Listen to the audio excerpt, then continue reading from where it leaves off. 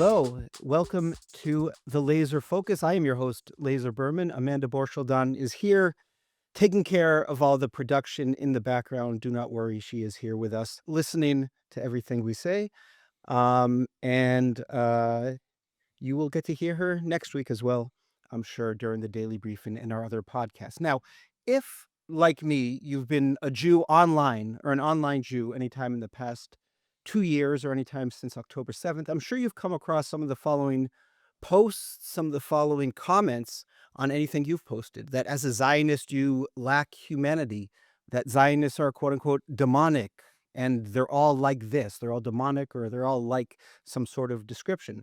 That as a Zionist, you steal things that aren't yours. I'm sure you've heard that accusation that Israeli food is not really Israeli, but it's just stolen Palestinian food. That modern day Jews have no connection to the Jews or the Israelites of the Bible, that you are just a European medieval convert who should be back in Europe. You've probably heard that any issue dominating the headlines in the West, whether it's ICE arrests, whether it's inflation, even climate change, is somehow connected to Israel and to Zionism. And I'm sure that you've noticed that the people who are so obsessed talking about Israel and its purported crimes, its inherent awfulness, think they have this kind of get out of jail free card, that they'll say, oh, I'm just talking about the Zionists, not the Jews. And they might even say that real Jews oppose Zionism and they know a Jew who's an anti-Zionist. Here at the Laser Focus, we try to take a half hour to dive deeper into events, into headlines, but we're going to dive deeply into a topic this week, a topic that's so ubiquitous in academia today and well beyond that it's almost a given, it's almost an assumed position for many. And we're going to stop and explore the topic of anti-Zionism. We're going to look into it. We're going to take a critical look at it as a movement, as an ideology, and who better to do this with than Adam Louis-Klein. He's a writer, he's an anthropologist, a philosopher. Most importantly for you, he's an original thinker. And he is someone who founded a movement called the Movement Against Anti-Zionism. We're going to learn about Adam, we're going to learn about his work and his campaign to change the way that you and maybe even the world thinks about anti-Zionism. We're going to understand what anti-Zionism is, where it came from, why it uses the words it uses, what its goals are, and what are the consequences of not confronting it. Adam, welcome. No, thank you so much. Very happy to be here. And let's start with a general question. Adam, who are you? How on earth did you get into this fight against this idea of anti-Zionism? Yeah, so I had a very unique trajectory. I'm a PhD candidate in anthropology at McGill University in Montreal. And I actually work with indigenous peoples in the Amazon, in the Colombian Amazon. So I was doing that around October 7th. I was living in a tiny village in the middle of the jungle. I didn't have any internet or phone for about 3 months, and I was learning about and thinking with this very unique civilization that's threatened today, that's attempting to maintain its cultural integrity across time, that is being, as we know, sort of colonized. The process of European colonialism in South America is ongoing, right, as these societies struggle to maintain their identities. And then, of course, I came back to a local town on around October 9th. I opened up my computer, and the first thing I saw after months away from the world was images from the Nova Music Festival coming up on my Facebook feed and people talking about October 7th. So I was immediately thrown into that. And then what happened right after that was the most surprising. So my academic left-wing colleagues in academia, these scenes, these philosophy and intellectual networks I was a part of, immediately turned on me for showing any solidarity with Israelis in that moment. And I'd like to And stress this is before there was a single Israeli soldier in the Gaza Strip. This is just in the aftermath of Jews being slaughtered. Is that correct?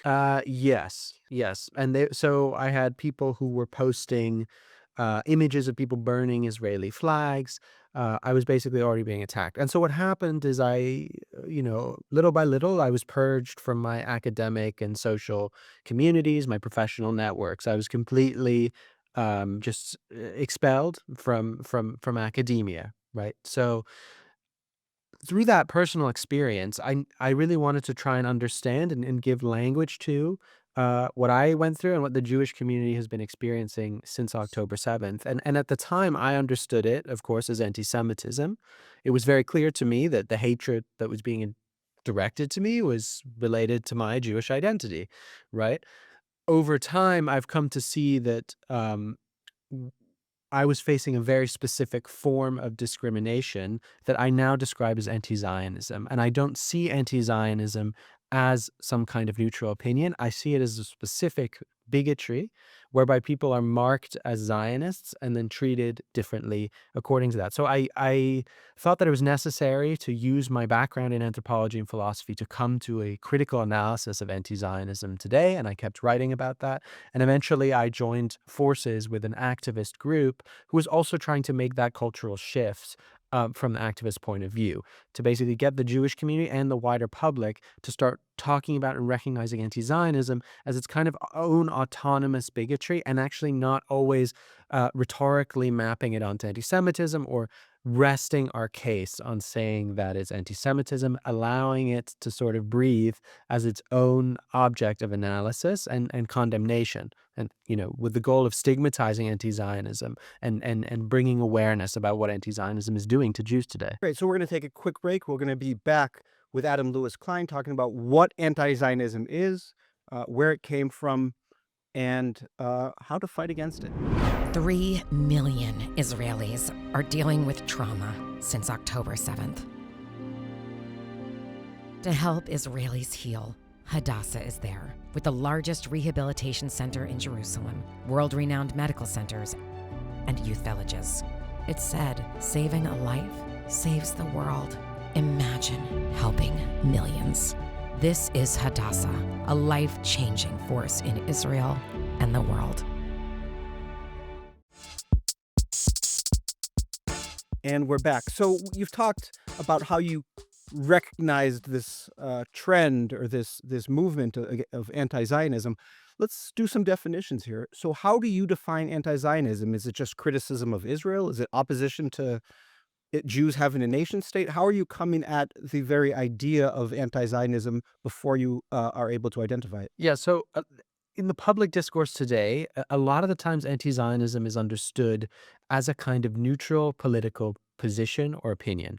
It's, yeah, I don't believe in a Jewish state, right? The way I see anti-Zionism is it's actually a behavioral dynamic as well as a fully articulated ideology. So what do anti-Zionists do?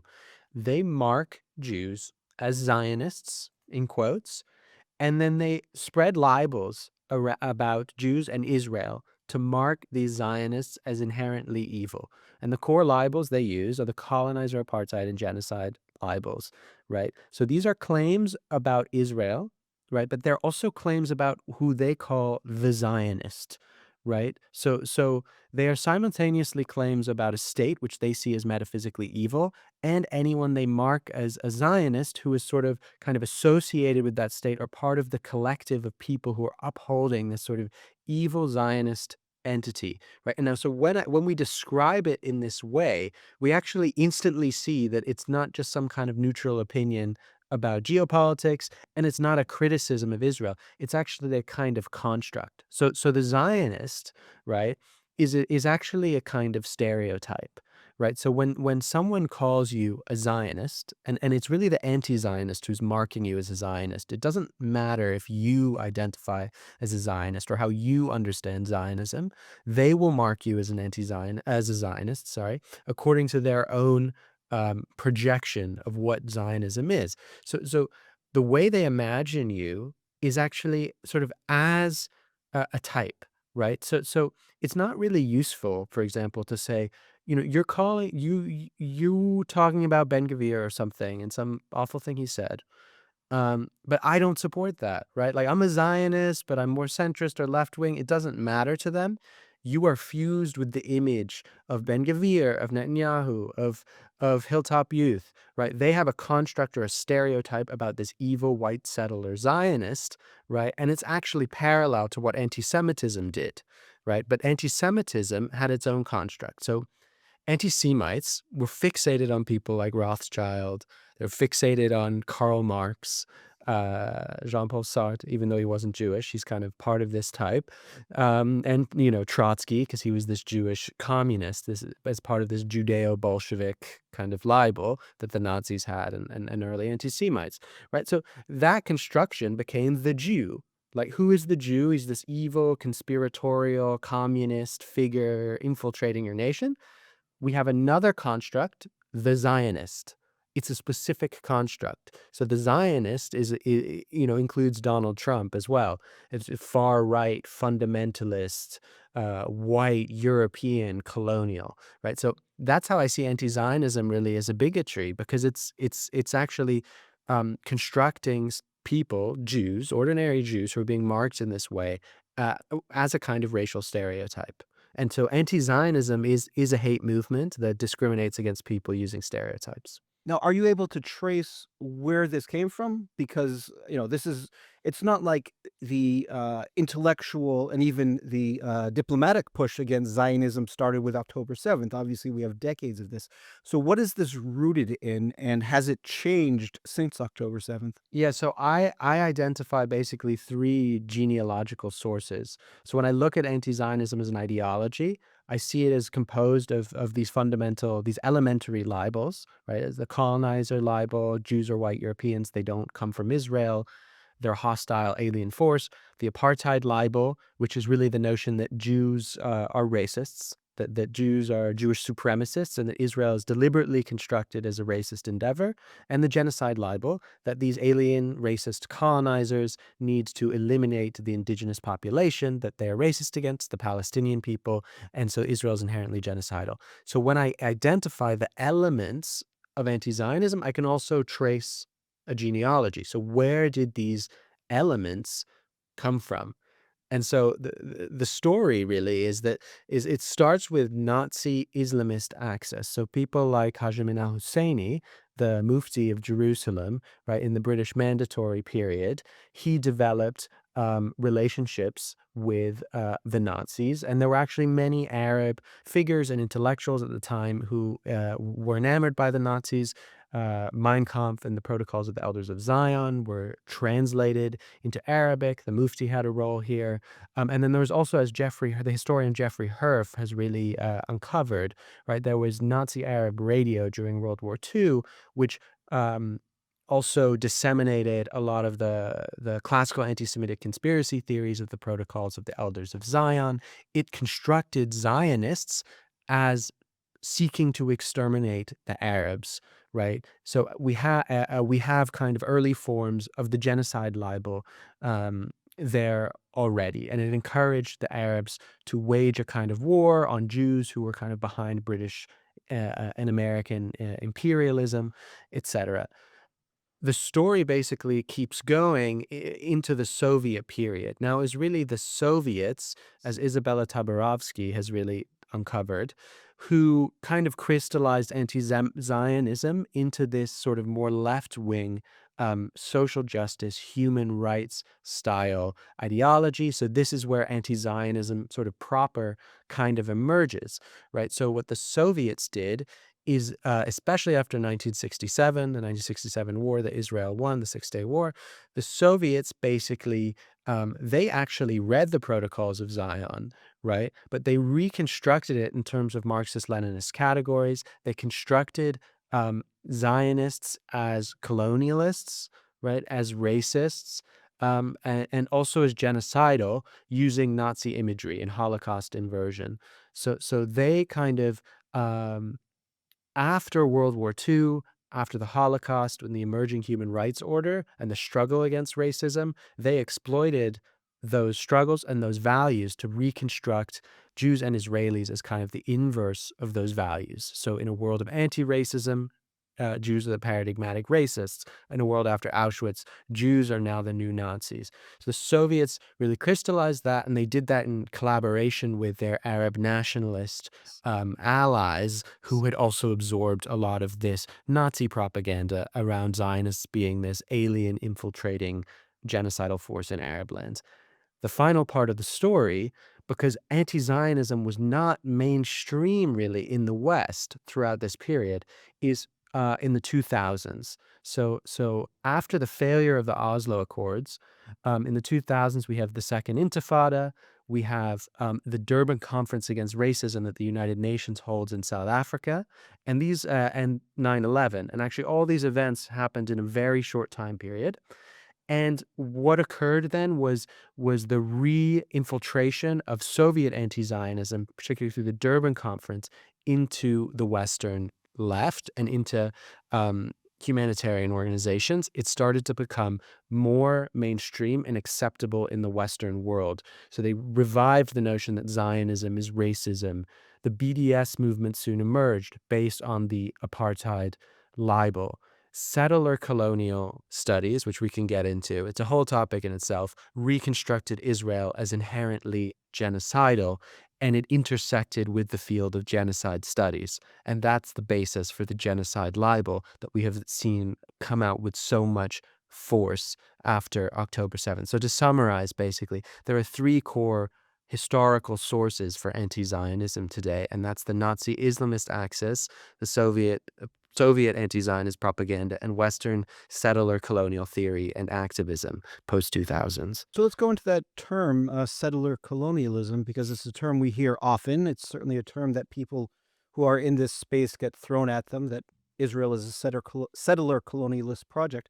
What exactly does that mean? Why do they use those words against Israel? What are those words trying to do as an attack against Israel? Yeah, so the settler colonial libel actually first emerged in 1965, a long time ago, by this Arab nationalist PLO intellectual, as the PLO was forming at that time, called Fayez Sayegh. And he changed the terms of Marxist understanding of colonialism, right? Because colonialism usually means, there's a metropole, you send out people, they're going to go extract resources and send that back to the metropole. So it's extractive, really. It's about making money or stealing resources from a land, right? Sayegh was like, well, if we look at Israel, if we look at Zionism, we can see it as kind of these Europeans who migrated there. Many of them came from Central and Eastern Europe, and we're the Arabs, we're the real native population. They are actually alien, but we'll call it settler colonialism because we know that they weren't actually trying to exploit Arab labor or resources. They were trying to create their own autonomous community, like in the second Aliyah and the kibbutz movement and Abu Dhabi. Basically, they weren't going to use Arab labor, right? So he reconstructed the concept of colonialism. So it wasn't about labor, it was about just land and creating a so-called exclusive community. Now, of course, this wasn't popular or mainstream besides a few fringe Marxists like Maxime Rodinson, for example. It was a French Marxist who took this up. However, in the 2000s, what happened is a bunch of Australian scholars who were embroiled in a debate about Australia, about how Australia treated its native population, and if that should be understood as genocide, and if it was understood as genocide, what was the role of the Holocaust as a kind of paradigm for genocide when you're trying to understand a protracted genocide? It was a long-term process through which the Aboriginal peoples of Australia were greatly reduced, in some cases eliminated, right? Versus the Holocaust, which is the paradigm that was a very punctual, planned, centralized process. So they reconstructed the concept of genocide, and they talked about settler colonial states as inherently genocidal. So they revived Sayegh and they gave it a kind of new moral appeal, especially for people in these sort of settler societies like Australia, Canada, the US, these Anglophone sort of white so-called societies who have a lot of white guilt. So they created a new kind of anti-Zionism. It's a kind of white guilt anti-Zionism in which people in these countries project their guilt about being white onto Jews, onto Israel, which now becomes itself the ultimate genocidal white settler state. And that is how we get this construction of the Israeli and the Zionist today as white settler. And so it would seem like, given this construct, there is nothing that is legitimate for Israel as a country or Israelis to do in self-defense. Even if someone is coming to slaughter them, kidnap them, if Israel fires back, that is inherently a colonialist act that is illegitimate and is even genocidal. Is that correct? Yes. So one of these scholars, Australian scholars, Lorenzo Veracini, in 2006, he published this book, Israel and Settler Society, trying to make the case that Israel is a settler colonial society. And if you read the book, you can see that he really needs to make a case, because at the time, this claim was not intuitive. Most people in the West still understood Israel and Palestine as a territorial ethnic conflict, two peoples fighting over land, or a religious conflict where two peoples believe the land has been given to them by God. In other words, it's a conflict. It's a bilateral relationship between two groups. He had to reconstruct it so that it was unilateral. There was actually just Israel as a settler colonial project doing violence to the indigenous Palestinian population, engaged in a single process of over time removing the population and committing genocide against the population. So within that framework, everything Arabs or Palestinians do becomes resistance to this sort of engine of genocide that is happening. And yes, everything Israel does is not a defensive response. It's always already aggression, because it's always already part of this process. And you see this in how anti-Zionists tell the story of Israel. It's a kind of story without any sort of causal structure, right? It's not one where you say, well, these people could have made this choice in 1947. They could have accepted a partition plan and then not gone to war. It's not like that. It's like Rashid Khalidi's very popular book that even Joe Biden was seen reading after October 7th, The 100 Years' War on Palestine. It's a story without any actors or causal structure. It's just one war on Palestine. It's one continuing aggression. So as you say, there's nothing Israel can do that's not going to fit into this theory. So what you have is a kind of totalizing dogmatic theory, right? It's a kind of theology. There's no possible counter evidence to the theory. And that's how the genocide libel has already circulated, right? They already, as you said, believed in the genocide libel before October 7th. So if Israel drops leaflets, evacuates civilians, coordinates with the Gaza Humanitarian Foundation to deliver meals, none of that really matters, because Israel is already assumed to be committing a genocide. So when it does that, it's just camouflaging its real intentions to commit genocide. So it's a kind of closed system, a closed discourse that can't be debated for that reason. It can only be analyzed and described. We're going to take a quick break. We'll be back with Adam Louis-Klein. What if prayer doesn't work? This question strikes us as a distinctly modern one, an outgrowth of the slow disenchantment of the world. But in truth, the question is an old one, and one given space to breathe here. Welcome to Thoughts and Prayers. I'm your host, Jessica Fisher. Join me on a deep exploration of the relationship between religion and modernity through personal stories, classical texts, and conversations with leading rabbis, scholars, and educators. You're almost not supposed to be doing this interview. Our prayers accumulate on God's doorstep, piled outside like an unimaginably tall stack of letters. We cannot give up on the relationship because God doesn't come to the door as quickly as we may like. So let's keep knocking. Perhaps the gates of compassion will be opened. Join us every week on Thoughts and Prayers, wherever you get your podcasts.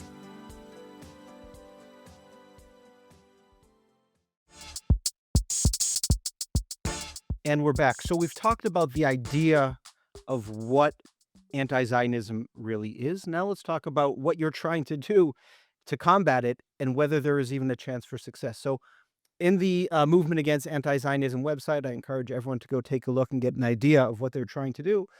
There's some interesting phrases which I'd like you to pull apart and explain. You talk about acknowledging the legitimacy of Jewish concerns, affirming the right to define communal boundaries, and maintaining cultural and emotional integrity. I think different people might interpret that different ways.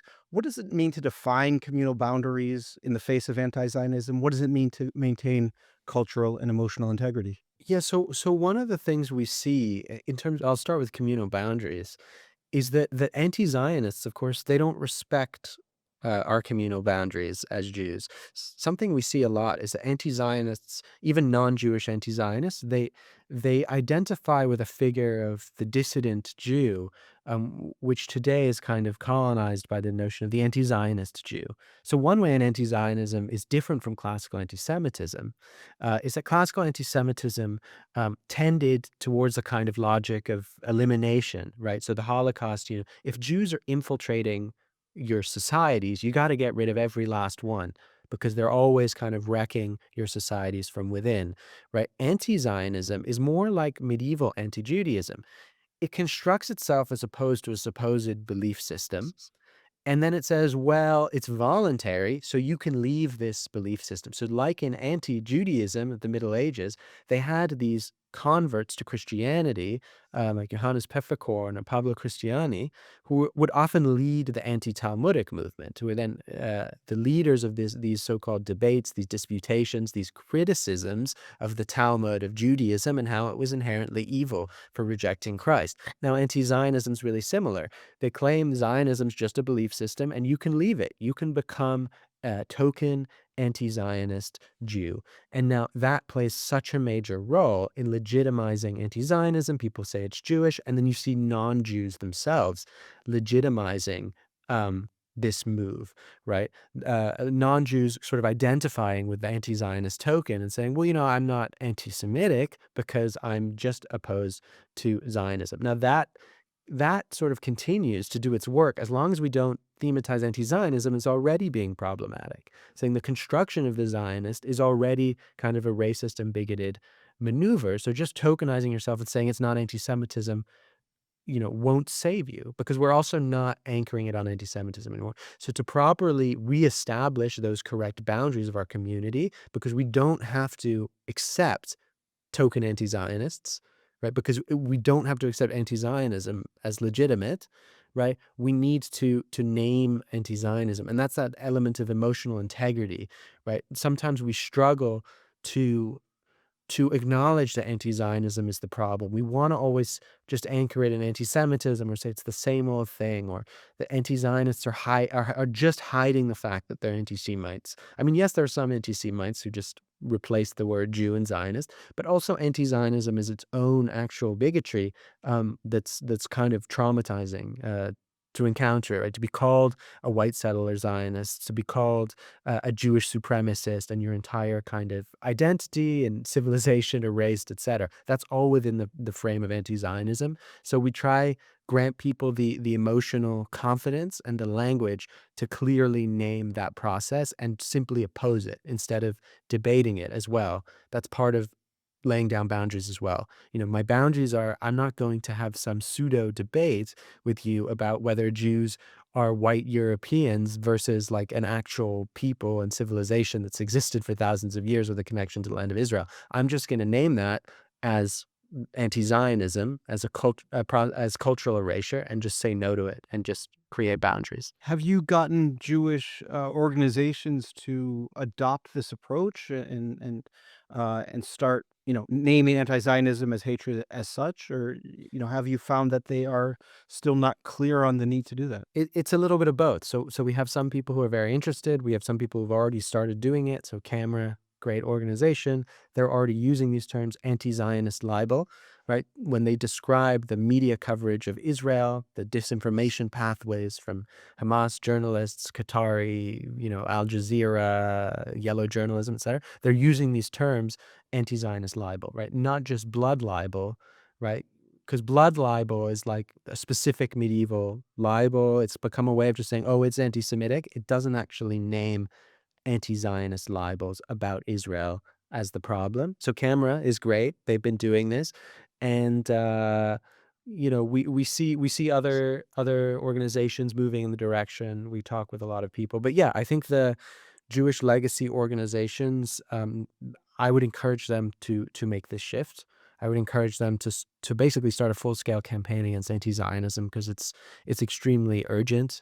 People have already been murdered in Australia and the UK, in the US, by anti-Zionists, people explicitly saying they want to kill Zionists. We had someone at Columbia, the leader of the anti-Zionist movement at Columbia, Kimani James University, said, be happy that I'm not going out and murdering Zionists. So there's from my point of view, there's no real argument not to take this on, right? Because it's what we're facing, and you can't defeat an oppression without naming it. So yeah, we're hoping that the legacy organizations will do this, especially after they see a critical mass of people also talking about it and making this cultural shift. How do you get those beyond the Jewish community to also make that shift? Do you think that's possible?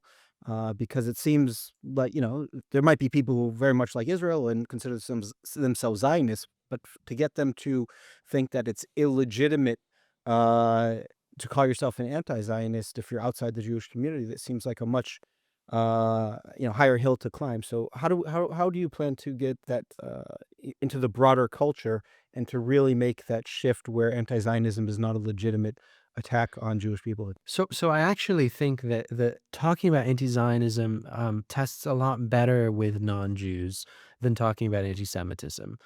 Because the term anti-Semitism, there's a lot of overinvestment in the term. First of all, it's highly charged, and it's not doing great work, actually, at communicating the lived experience of Jews today, right? Because when you say anti-Semitism, it is kind of associated with classical anti-Semitism, with a kind of very clearly ethnically based opposition to Jews and diaspora Jews, etc., right? But what we are talking about is a hate movement against a state, against a whole country, and against Israelis too, as a national identity, as a people, right? So when we confront anti-Zionism, anti-Zionist libels, anti-Zionist hatred of Israelis, demonization of Israelis, mocking of Israeli culture and symbols, and then we just call it anti-Semitic, of course, as everyone has seen, they just say it's criticism of the state. And even many sympathetic non-Jews who want to support the Jewish community end up being confused as well. They also don't immediately understand how people who hate Israel, um, people who hate Netanyahu, not just because they have opposition to his policies, but they see him as a kind of an evil Zionist figure, right? How those people, are doing bigotry, right? So I think the term anti-Zionism tests a lot better with non-Jews. I think it translates more directly what's happening because it's naming it more direct. Oh yeah, those people are against Israel, but that itself, like the way they're against Israel is bigoted and hateful, and we don't accept it. And just finally, because we've reached unfortunately our half hour, but what has it been like for you, someone who's deep in academia, who's getting his PhD? I'm sure you have colleagues of all stripes, and you're at all sorts of conferences in anthropology, and when you're just doing your work in South America, have you found that there's any openness? Have you found that people are really continuing to freeze you out because of your work? What's it like for you? Yeah, so I am not really in touch with most of academia anymore. As I said, I was completely purged.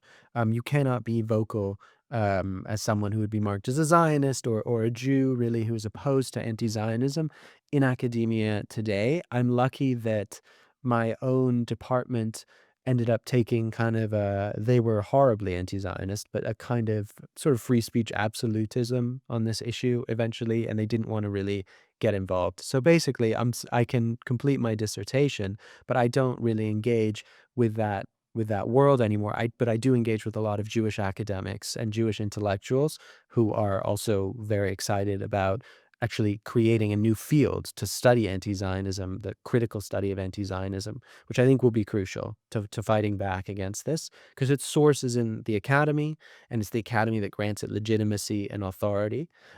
So when the anti-Zionist academics see that we have a critical discourse about them, I think that will really actually disrupt them because they depend on being able to do what they do without it really being thematized or talked about. Well, great. Thank you, Adam Louis-Klein, for that fascinating discussion. To our listeners, check out the movement against anti-Zionism.